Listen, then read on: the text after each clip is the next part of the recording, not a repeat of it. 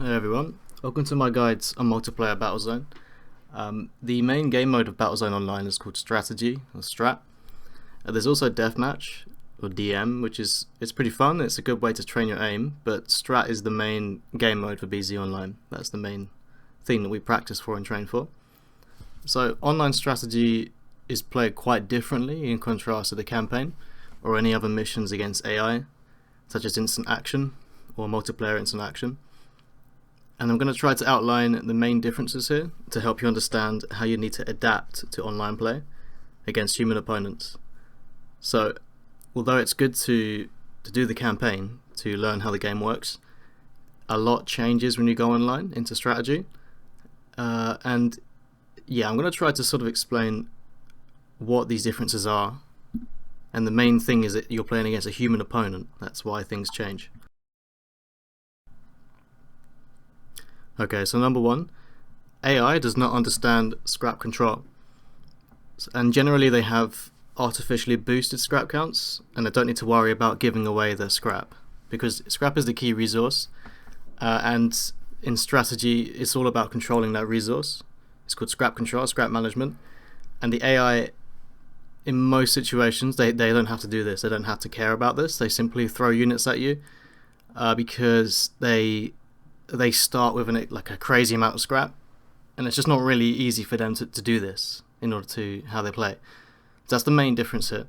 AI does not understand scrap control, whereas a human player does, and that's the main thing they'll be trying to do, is control that resource. The second thing is that AI generally does not send groups of enemies together, and you're normally defending against small waves of attacks or individual units. This is one of the main issues I have with AI, is that in a real game against a human player, you would expect them to be moving with their army, their full units, all of the 10 units, but AI does not do this easily. This can be forced into AI, but you generally do not see this. And so this kind of thing where you get small waves of attacks every few seconds, it should never happen in Strat, because scrap is a limited resource. It's a limited and precious resource. And this is kind of like feeding you scraps. AI essentially feeds you, but a human player will not feed you, because it's just not enough scrap on the map to justify doing this. What this means is that creating static defenses is not as important.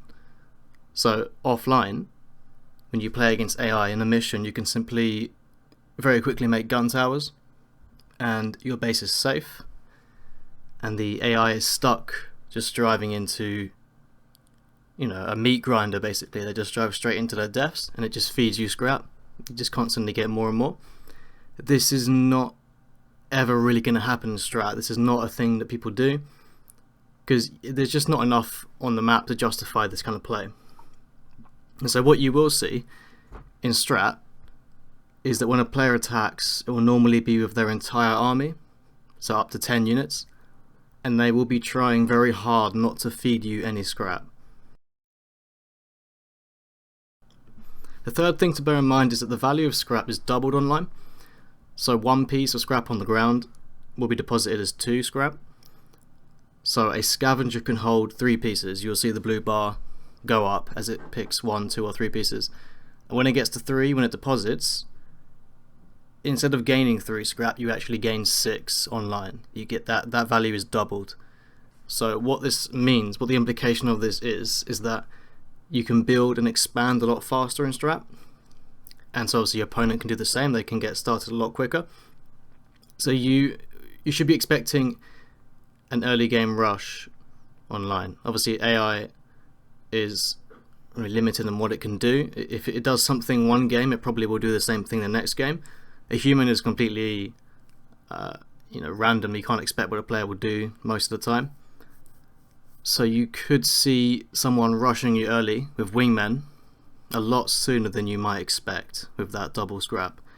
So one scavenger going out and then coming back will deposit enough scrap for a scout or a light tank.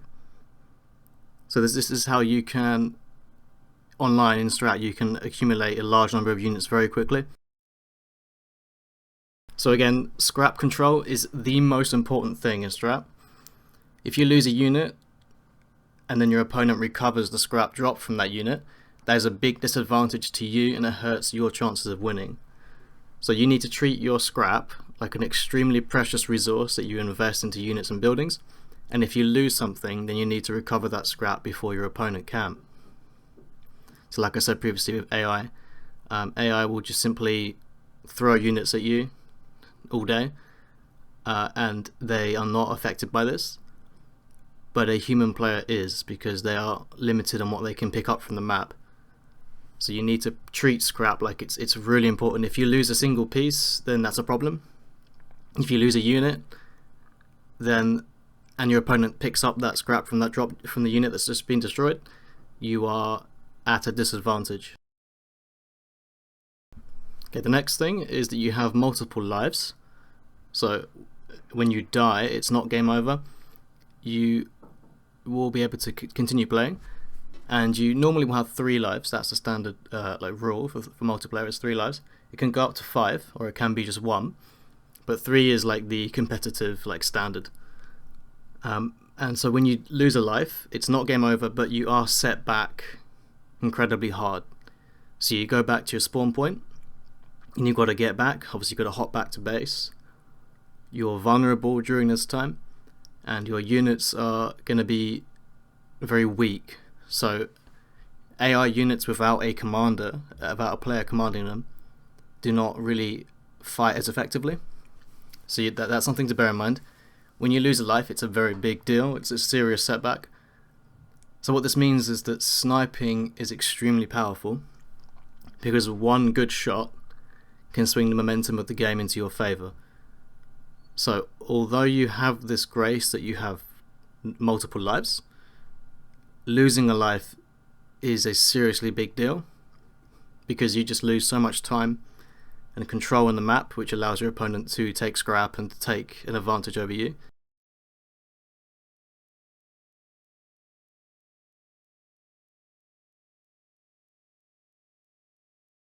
So now a unit specific thing, howitzers. Human players will be using howitzers to great effect, and generally with howitzers the range is between 500 and 600 meters, give or take. It depends on the elevation, so if you're on a high ground position, your howitzers will shoot a little bit further, but it's between 500 and 600 meters. And howitzers completely change the dynamic of a game. They bring in a new dimension into the battle because of their range, and you can actually win games from having a smaller army, but you have howitzers, because you can just simply destroy your opponent's position. And some AI in instant action missions and MPI are scripted to use howitzers to the full effect, but in a couple of campaign missions you can see howitzers, but in these situations they do not use the extended range. So this means you will not be prepared for how they do work, how they do use the extended range. So you need to bear this in mind. You will not have the experience of this unit until you get into strategy, and then it becomes an extremely important unit. Now I have discussed this howitzers before in videos. I will link where I have, and I do have plans to make a dedicated video on this unit, or at least an entire section in a video. So don't worry about that. That will be coming soon. But generally with howitzers, you need to get into a game and experience it, and then start to use your own, and then you'll learn how it works. But against campaign and AI in general, you'll not get any experience against them, and they're very important units. The AI in campaigns does not use APCs, but in the hands of human players they are truly devastating. So the 5 soldiers dropped from an APC can destroy tanks, gun towers and production units all on their own. Offensive unit AI, so tanks, scouts, light tanks, rocket tanks, have a lot of difficulty noticing soldiers and then focusing on them. They often ignore soldiers to fight larger targets like tanks, and especially rocket tanks cannot do anything against soldiers because they have the Shadower or the Hornet, and these do not lock onto soldiers. So APCs are extremely powerful. They are often considered to be one of the most overpowered units, but as it stands, they have been nerfed over the years, but they're still kind of extremely strong, especially when you consider that they only cost 5 scrap and they build pretty quickly, and they have an extreme amount of hull. They are a very dangerous unit, and this is just like the Howitzers. This is something that you will not have experience against in the campaign or in missions. I think some AI missions, some instant action missions do use APCs to deploy, but generally it's not seen often. So you may go into strategy kind of having this assumption that APCs are kind of useless, but they are anything but useless. They are often the most powerful unit in the game. If they are used correctly, they can be the most powerful unit in a match. So the best thing for you to do is to fire mortars at them, or to use bombers. But generally, the main way we as players we counter APC is to chuck mortar at them. So that if you know the game on a good level, you might know the CCA SAR, the starting tank, does not come with a mortar. So when you play CCA, it's a good idea to drop yourself a mortar so that you can then deal with the APCs, the soldiers from the APC. And if you are ejected whilst an APC deploys soldiers, it can spell doom, because these soldiers can go on to destroy literally everything. It's generally terrifying when a APC deploys and you're not there to stop it. A player could even send an APC to your recycler and deploy, and if you're not there to stop it, those soldiers can destroy your recycler and any defenses that you've got there. It's very powerful. So yeah, just like the Howitzer, this is something that you're not going to be experienced with, but in strategy it's going to be very strong. Okay, the next thing about a human player is that they are not bound by the terrain to play in what you call the intended areas. So as a map is designed, you have the terrain where AI can play on, but then anywhere else on the map a player can access in almost all situations. They can just drive up walls. So be prepared for a player to do that, to drive up walls and to try and sneak behind your lines, possibly threatening your recycler from above. Obviously AI cannot do this, so it will be just the player themselves. Okay, so even if there's a giant wall distinguishing the play area from out of bounds area, a player can still kind of force their way up there. So that's something to be prepared for, to always be checking your map. If you see a red dot kind of over towards somewhere where AI can't get to, then you know for certain that's the player and they're trying to get around the back of you.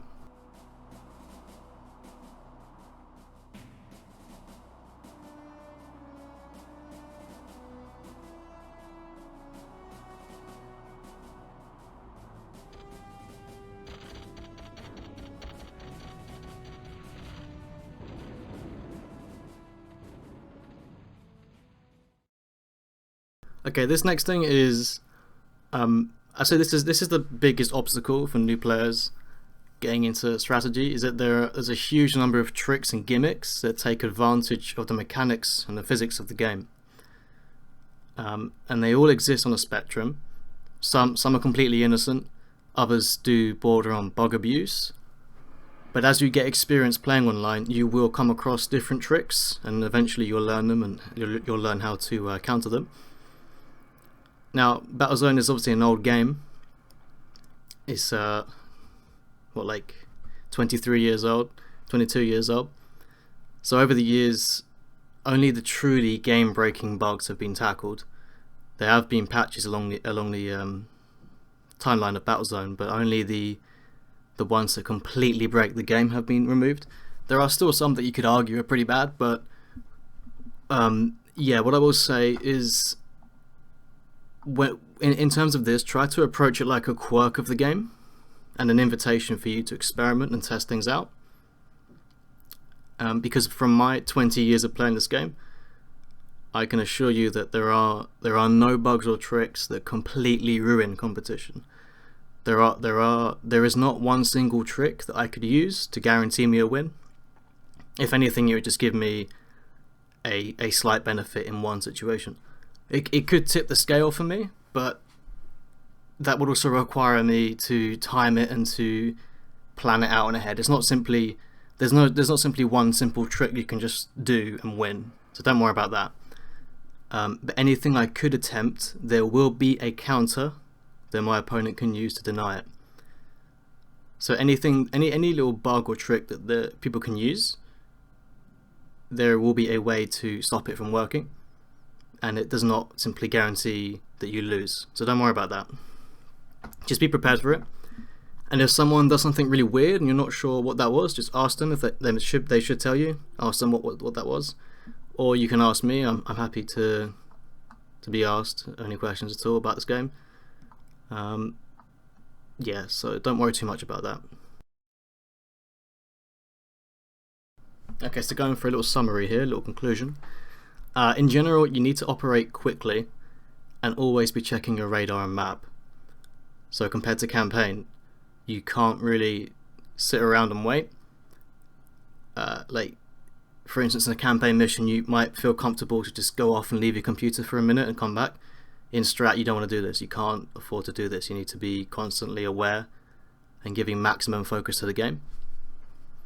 You need to get your offensives up fast, place silos at scrap fields ASAP to get that scrap intake, and protect your recycler and keep hold of your scrap. So again, what I keep coming back to, what is the main thing about strategy? It's scrap control. It's getting scrap in quickly, and it's not losing it to your opponent. So do not expect to be fed scrap. You have to go and work for it. Your opponent is not going to come up to you and lose units like an AI will.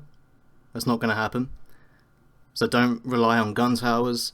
You need to rely on your offensive units and your map control.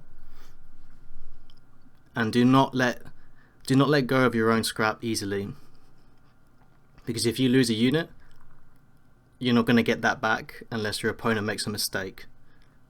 So if you go into attack and you lose units, it's a very bad thing. It's a very bad situation there, because you're giving away a precious resource that your opponent will take, and then they will simply stack up their odds against you.